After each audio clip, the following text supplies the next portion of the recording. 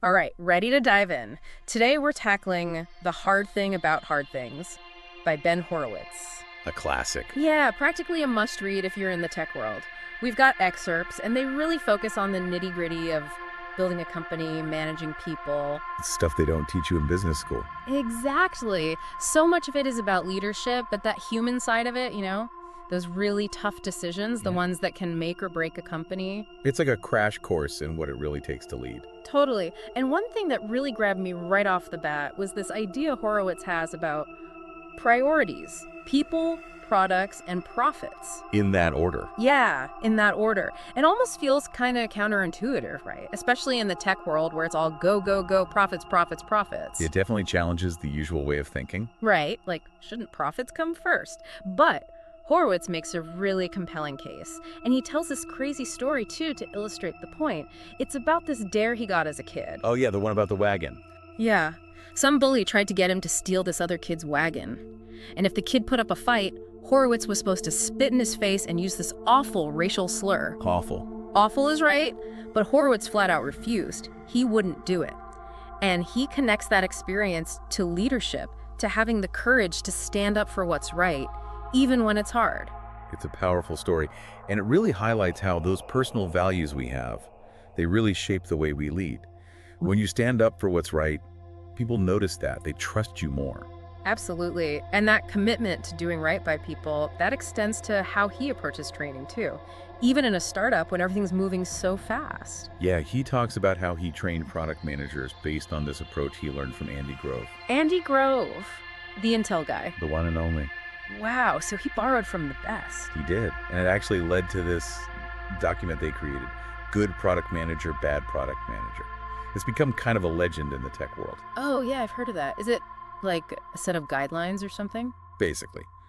It spells out exactly what's expected of a product manager, what makes a good one, what makes a bad one. Smart. Gets everyone on the same page. Exactly. And it really emphasizes this idea of accountability, taking ownership of your work. Which is so important, especially in that kind of fast-paced environment. Totally. Speaking of things that sound kind of intimidating, Horowitz also talks about hiring executives. Oh, yeah. But, what if you've never actually done the job yourself? Yeah. How do you even know what to look for? It's definitely a challenge. Mm. But he's got this really practical system he uses. It's all about going deeper than just the resume, really understanding what makes that person tick. So more like personality, values, that kind of thing. Exactly. And he's not afraid to really dig for references. Oh, really? Like calling people who weren't even listed. Sometimes. You gotta do your homework. Makes sense. You don't want to end up with what he calls management debt. That's a great concept. It is, but I'll admit, I'm not totally clear on what it means. Can you break it down for me?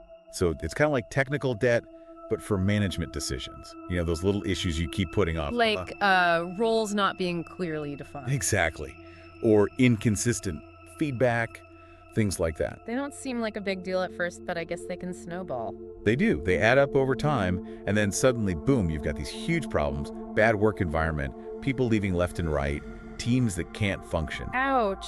So basically, take care of those little management things before they turn into monsters. Precisely. It's a lesson we can all apply, actually, even if we're not running some giant tech company.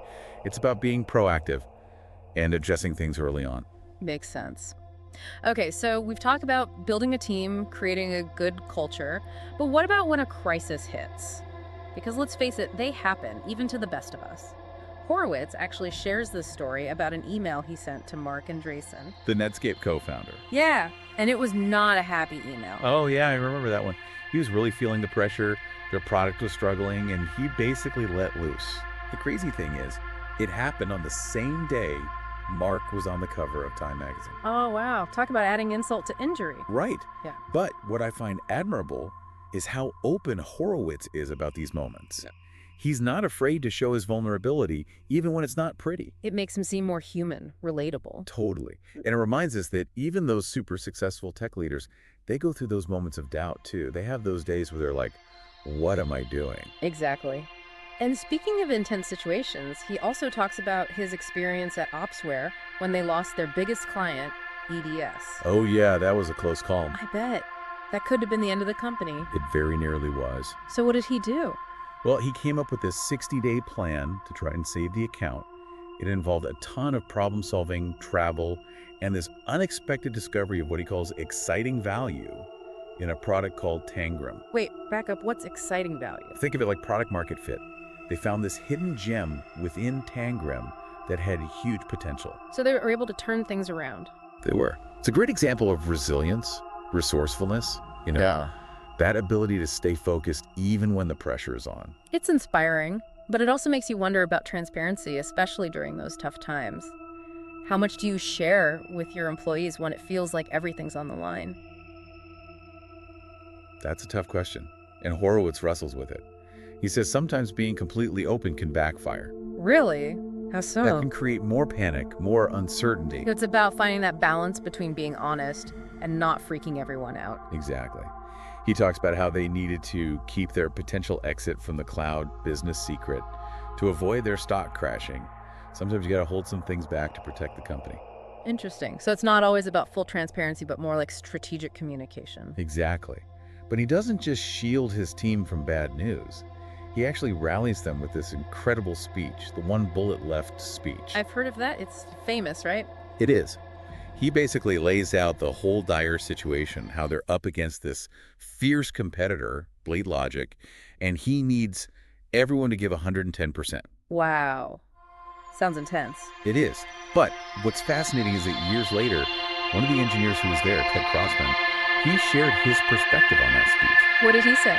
He said that while it was intense, he and the rest of the team actually appreciated the honesty. They felt like Horowitz trusted them enough to share the struggle. So in a way, that vulnerability actually brought them closer together. It did. It made it a shared mission, a collective effort to overcome the challenge. Horowitz even admits he underestimated how much his team wanted to be part of the solution. That's a great reminder for all of us, I think. Sometimes as leaders, we hold back when we should actually be sharing more. People want to be in the trenches with you. I think that's a really valuable insight. It all comes back to trust and communication. And what I find so compelling about Horowitz is how he keeps emphasizing that human element. It's not all about strategy and numbers. It's about real people, real relationships, and going through those tough times together. Exactly. And sometimes going through those tough times together means making really difficult decisions, like firing executives. Ooh. Yeah, he talks about that too. Especially when those executives are people you've worked with for a long time or even consider friends. That's gotta be rough. How does he approach those situations? He emphasizes honesty, fairness, even in demotions.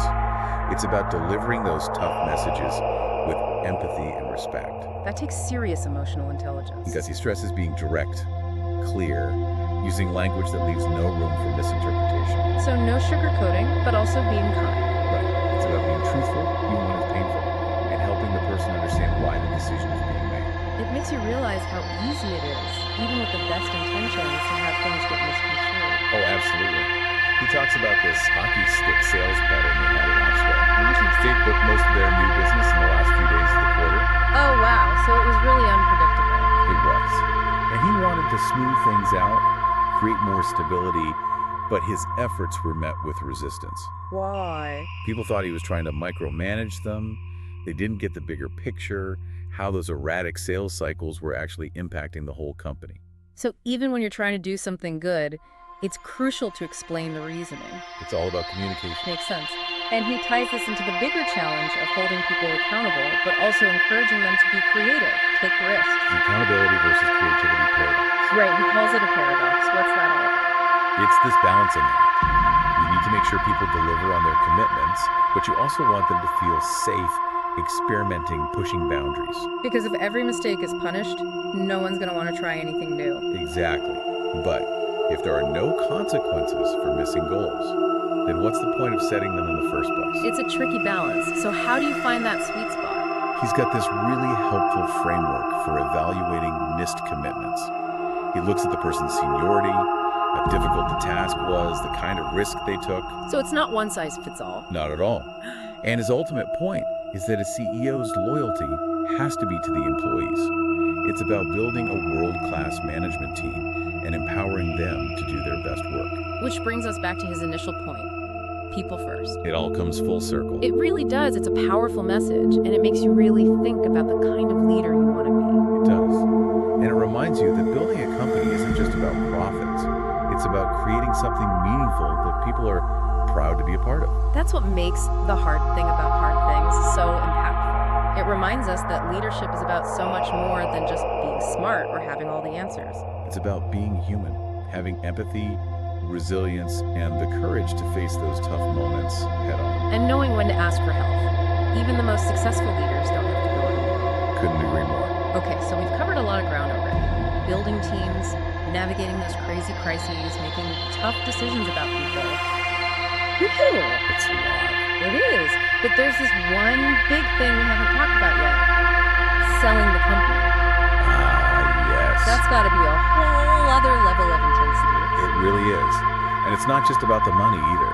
Totally. I mean, if you've poured your heart and soul into building something. It's like saying goodbye to a part of yourself. Exactly. And Horowitz actually talks about that. He describes feeling physically sick after selling Opsware. Even though it was the right move for the business. Yeah. Wow. Yeah. It just shows you how emotionally charged that decision is. So how do you even start to think about it? What are the factors a founder should be considering? He talks about the market opportunity, for one. Like, how big can this thing really get? Right. If you're on the verge of something huge, maybe it makes sense to hold on. Exactly. But he also looks at the competition. Is there someone out there who could really eat your lunch? And of course, the financial health of the company. Can it keep growing on its own? All crucial factors. And then there's the personal toll that leadership takes.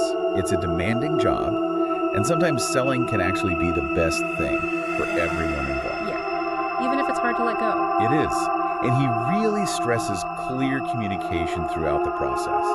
You know, those rumors about a sale can really mess with people's heads. Totally. It's like that game of telephone. The message gets twisted every time it's passed along. Exactly. He actually gives a framework for how to handle that dreaded question. Are you selling the company?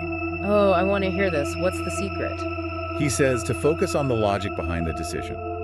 If the company has found that sweet spot, product market fit, in a big market, and has a shot at being number one, it'll likely stay independent. Makes sense. But if not, a sale might be the most logical path. So it's all about being transparent, realistic about where the company stands. Right. But of course, Horowitz's story doesn't end with selling Opsware. That's right. He co-founds Andreessen Horowitz, one of the biggest names in venture capital. Every startup's dream. So how did they go from selling a company to being the VCs everyone wants to impress? It's a funny story, actually. It starts with a conversation with Ron Conway. He's a big-time angel investor. He did. Horowitz and Andreessen were struggling to raise money for Opsware. Their stock price had tanked, and investors were spooked. Conway just listened to their pitch and said, go see Herb Allen. Herb Allen, the Allen and Company, Allen. The one and only. Wow. And that meeting changed everything. Allen saw the potential that others missed and helped them find investors who were willing to take a chance. Crazy how one connection can make all the difference. It really can. And that whole experience shaped how they built Andreessen Horowitz. They didn't want to just write checks. They wanted to really be there for the companies they invested in. More hands-on, drawing on their own experience. Exactly. And even their marketing approach was totally different. They went against the whole traditional VC vibe, which is, very buttoned up, kind of secretive. They wanted to make a splash. I like it. Even their name, well, the shortened version, A16s, it reflects that approach. Wait, A16s? Where did that come from? They use the same process programmers use for internationalization, but for their name. Okay, I'm lost. It's called I-18. Basically, you count the letters between the first and last letter. Andreessen Horowitz, there are 16 letters between the A and the Z. So A16Zs, I get it. It's catchy, right? It shows their tech roots. They were building a brand from the get-go. They wanted to stand out. Exactly. And I think it worked. They're seen as more approachable, relatable to entrepreneurs. Like, we've been there, we get it. Exactly. So we've talked about selling a company, what to think about, rise of Andreessen Horowitz. And through it all, what really sticks with me is how much Horowitz emphasizes the human side of things. Yeah, he's so open about his own struggle. Makes him more real. He also talks about building real relationships with your team, with your investors. It's not just business, it's personal. It's about trust, respect, working together. Right. That's what makes the hard thing about hard things so powerful. It reminds us that leadership isn't just about being the smartest person in the room. It's about being human, being able to connect. And that resonates with people no matter what industry you're in. Absolutely. We're back, and it's time for the final part of our deep dive into the hard thing about hard things. Ben Horowitz has really given us a lot to think about. He has. Building teams, dealing with those inevitable crises, making those tough decisions about people. We even covered selling a company and how Andreessen Horowitz came to be. I know, so much in one book. But one thing that keeps coming up again and again is this idea of the struggle. It's almost like a badge of honor, isn't it? Yeah. In the startup world, at least. Yeah. Like you haven't really made it until you've been through the ringer. Horowitz actually argues that's where real growth comes from. The struggle. I can see that. He says it's what forges strong leaders. But I bet it can also be incredibly lonely at times. You know, all that responsibility, the weight of a company on your shoulders. He's really honest about those feelings. He talks about that isolation, like he's the only one who truly gets it. Right, it's all on you. Which is why, he says, it's so important to find support. People who've been there, done that. Mentors, advisors. Exactly. Like Bill Campbell. Yeah. He was this legendary coach and mentor to so many big names in Silicon Valley. Oh yeah, I've heard of him. He played a huge role in Horowitz's journey, guiding him through those really tough times. It's a good reminder that even the most successful people need someone to talk to bounce ideas off of, to just listen. Absolutely. And Horowitz also talks about being honest with your team, even when things are rough. Instead of trying to protect them from it all. Right. Because that shared vulnerability, it can actually bring everyone closer. Makes sense. You're all in it together. It creates that we're a team feeling, a shared mission. Powerful stuff. So you gotta face the struggle head on, be honest with your team. But how do you, as a leader, stay sane through it all? Well, he offers some pretty practical tips for dealing with all the emotional ups and downs of being a CEO. I'm all ears. Simple things, actually, like writing stuff down. Like a journal. Yeah. Get those worries out of your head and onto paper. A brain dump, basically. Exactly. He also talks about compartmentalizing, separating the emotions from the need to make clear-headed decisions. Because when you're stressed, it's easy to let emotions take over. It is. And of course, self-care, making time to recharge. Exercise, hobbies, spending time with friends and family. All important. But easy to forget when you're in the thick of it. I know, it feels like there's never enough time. But it's crucial. If you burn yourself out, you're not helping anyone. It's like that oxygen mask on a plane. Take care of yourself first. Exactly. And in the end, Horowitz says, there's no way around the struggle. It's just part of building something great. The price of admission. Right. It's what separates those who dream from those who do. I like that. So embrace the challenge. Find people you trust. And never give up. Great advice. And on that note, we've reached the end of our deep dive into the hard thing about hard things. We've covered a lot, but hopefully you found it valuable, inspiring maybe. I think what's so great about this book is that it shows you, no matter what challenges you're facing, you're not alone. Other people have been there. It's reassuring, in a way. It is. And even though building and leading a company is hard, really hard sometimes, that's what makes it all worthwhile. Well said. So to everyone listening, keep learning, keep growing, and keep building those amazing things. We'll catch you on our next deep dive.